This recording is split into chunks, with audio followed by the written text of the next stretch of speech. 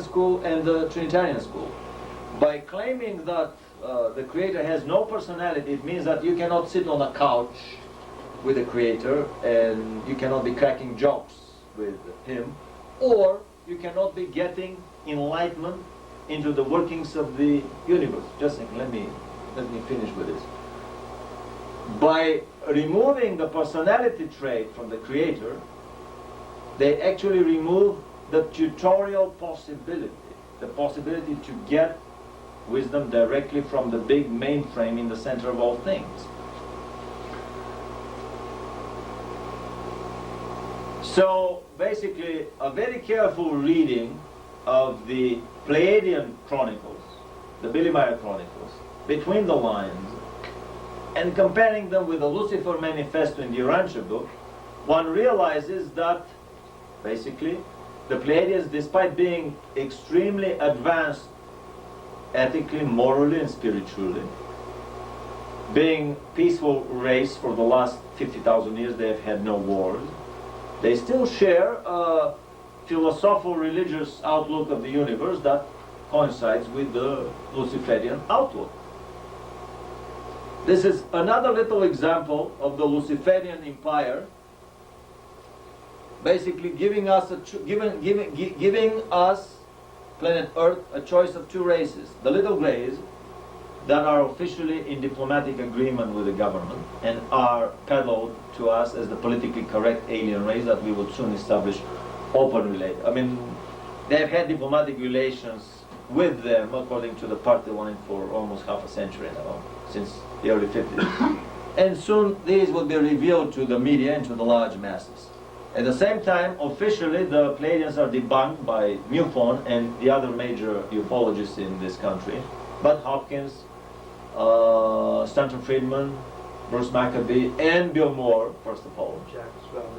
Jacques Vallée, without being aware, without having read all the books. At home I have this many books on the Pleiadians and this many videos. The next best of these critics that I've talked about has about this many. I don't know whether they have even read them, but regardless. Anyway, so I've tried here on this National Geographic Charter of the universe, of the known universe as we know it. Let's go over the chart. The universe according to modern astronomy.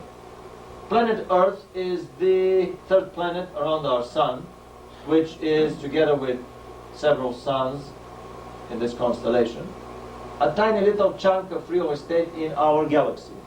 Our galaxy has 150 billion suns, maybe twice as much, but anyway in the hundreds of billions, with 10 times as many planets. I heard from alien sources that 7.5 billion races exist in our galaxy alone. Maybe much more, if we take into consideration other races so much more different from us than that we have hard time comprehending even how this can be a thinking race. But anyway, and this is our galaxy. Our galaxy, together with a dozen other galaxies, forms a local group. A local group, which together with many other local groups, unfortunately they are covered here behind this book, forms the supercluster. This supercluster. This supercluster is one of zillions of other superclusters. Basically, the universe is so big that as many as there are stars in our galaxy, there are as many other galaxies, 150 billion galaxies that our astronomers have discovered. Maybe if we go to bigger telescopes, I heard a story that the Illuminati had an underground 5 miles long telescope buried somewhere. They would open the hatch, have a look at the topless beaches on other planets, and then close the hatch quickly, you know. Anyway, so there are 150 billion stars in our galaxy. There are 150 billion galaxies that our primitive astronomy has discovered.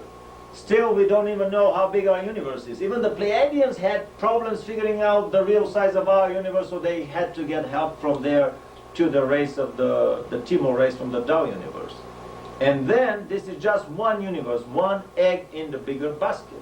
Billy Meier was told by his tutors that actually they have discovered about 10 to the power of 740,000, which means 1 with 740,000 zeros behind it, other universes in a bigger something that's called the eggs in the basket. There are 1 with 740,000 zeros of eggs in a bigger basket. You can imagine the diversity of planets, races, management hierarchies. Few of them are absolutely the same carbon copies of each other. On the contrary, diversity is the name of the game in the microcosm and in the macrocosm.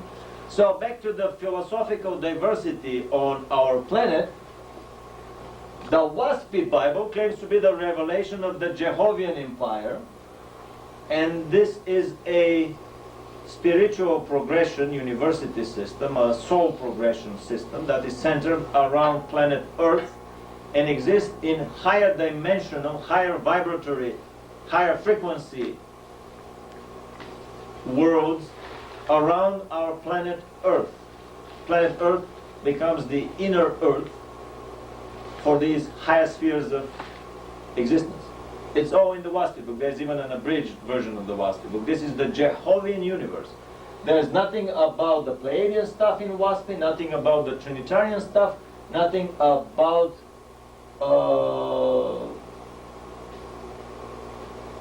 many other philosophers. This is a spiritual progression, a spiritual university system centered around planet Earth.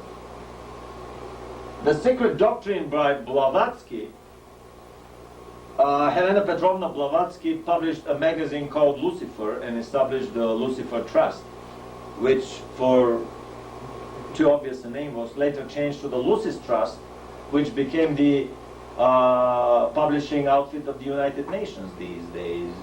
I've heard rumors that Blavatsky's theosophy is groomed to become the New World Order religion, the New World Order Marxism-Leninism. So we would soon have to buy the Blavatsky's Red Book and have it at home and read it dutifully, as did billions of Chinese with the Mao's Red Book, or millions of Eastern Europeans with Lenin's and Marx's books. Anyway, we can safely assume that Blavatsky's revelations are basically the revelation of the Luciferian management system for the planet. According to the Urantia book, the Lucifer rebellion happened in the local group of about several hundred stars, which is but a tiny little chunk of our galaxy. So we can safely assume that the Luciferian doctrine and philosophy comes from the local group of planets around our sun, which is a very little chunk of our galaxy. Even the empire of Christ Michael, or Michael of Nebadon. Nebadon is the name of our local universe according to the Urantia book, which is a piece of the Milky Way galaxy. Just a piece of the Milky Way? The local universe, according to the Urantia book, has 10 million inhabited planets. So it's about maybe 1 million suns, maybe several million suns, which is a very small chunk of the Milky Way.